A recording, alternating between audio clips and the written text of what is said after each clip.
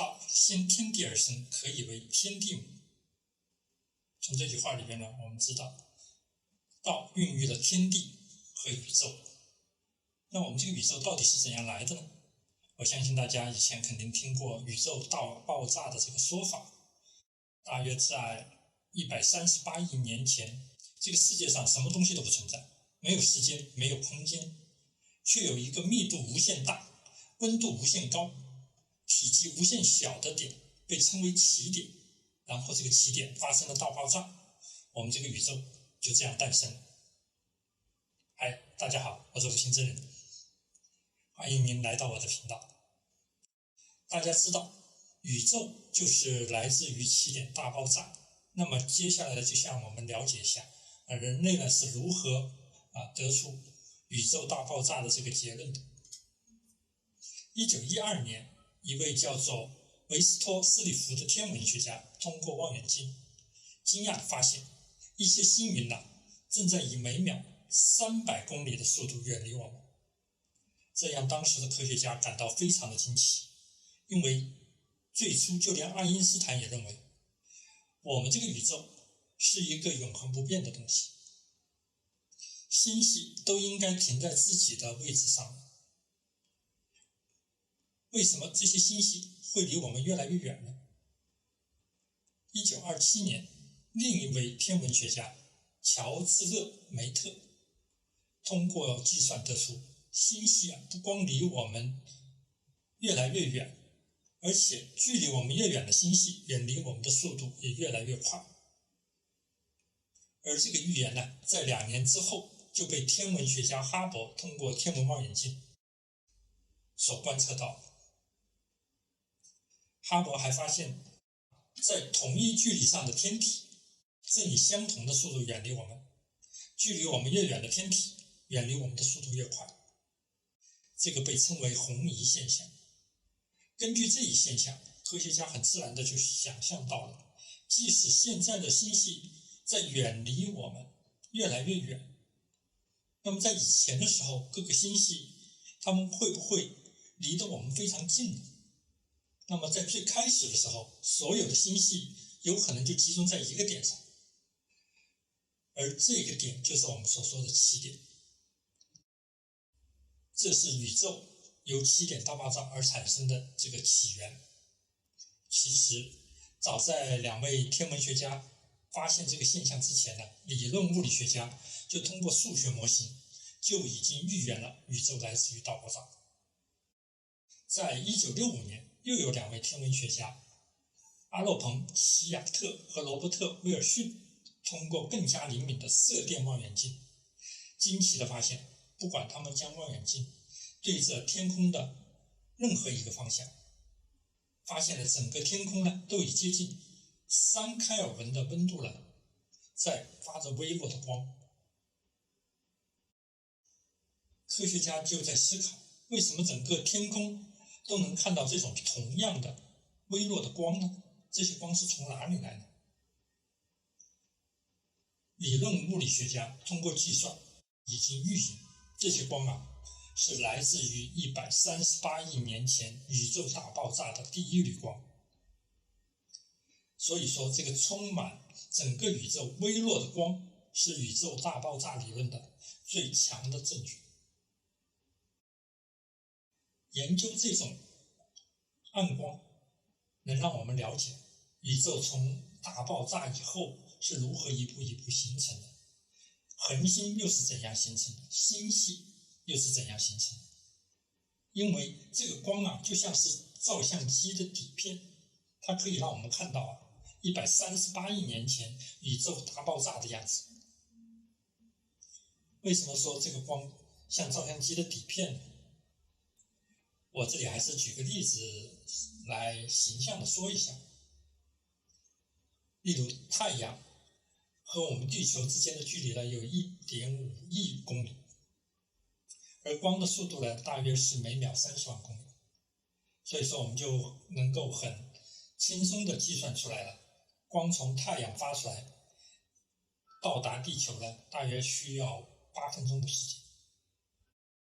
也就是说，当你抬头望向太阳的时候，你看到的太阳并不是现在的太阳，而是看到8分钟之前的太阳。同样的道理，如果有一个星球距离我们200万光年现在我们用天文望远镜看到它，那么你看到的呢是它200万年前的样子。如果我们能看到更远，那我们将看到宇宙的诞生的时候的样子。换句话说呢，望远镜它不是望远望远镜就像时光穿梭机一样可以看到过去。上面提到的这2位天文学家通过射电望远镜看到的这充满宇宙的那种微弱的光，正是宇宙大爆炸时的第一缕光，它叫做宇宙微波背景辐射图。所以说科学家们不遗余力的就希望把这个光看得更清楚，看得更明白，于是人类就发射了一颗又一颗的卫星，就是为了得到了更清晰的越来越清晰的照片。也就是昨天7月11日，美国总统拜登通过社交媒体提前公布了詹姆斯韦伯空间望远镜拍摄的那张全彩色图像。美国国家航空航天局 NASA 表示，这是迄今为止遥远宇宙最深最清晰的红外图像。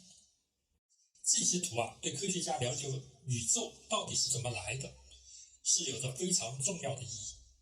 首先，这并不是一张普通的平面图，它是一个可观察宇宙的立体图的投影。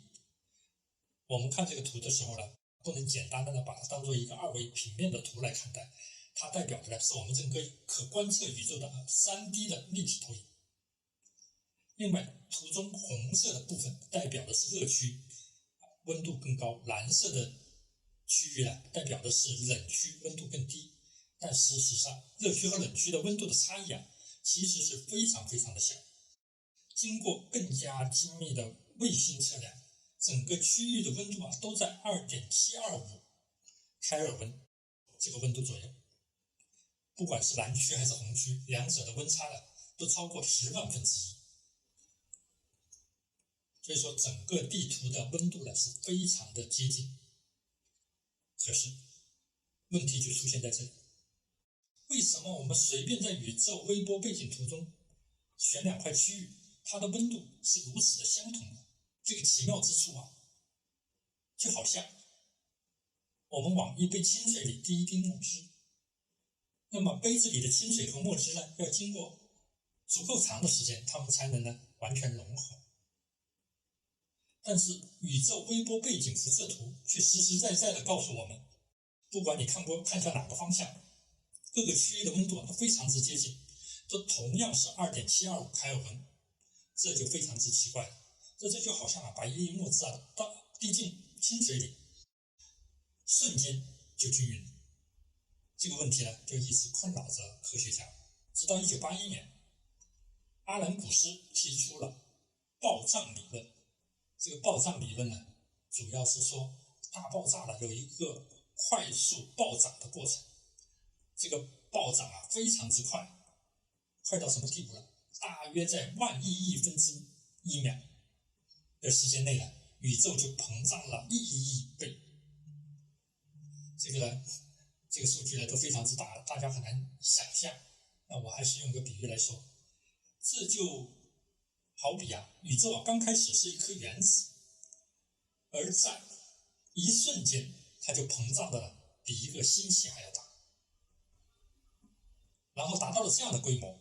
接下来宇宙开始慢慢的膨胀，这之后才有了粒子的形成，然后才有了恒星，然后才有了星系。所以这个暴涨的过程才会让我们看到这种各处非常均匀的宇宙微波背景辐射图，宇宙的各个区域的温度都是惊人的相同，都是 2.725 开尔文。而且这个暴涨理论又解释了另外一个难题，宇宙的曲率问题。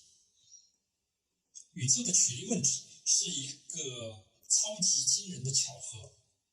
这个巧合让很多人感叹，难道我们这个宇宙是上帝或者说是造物主创造出来的吗？设定好了的吗？不然怎么会有这么巧合的事情。那我们下一期视频呢，就继续看看是否呢能揭开起点的这个神秘的面纱。感谢大家的收看。如果您对我说的这个话题还感兴趣的话呢，欢迎您订阅关注。我是吴心真人，我们下一期再见。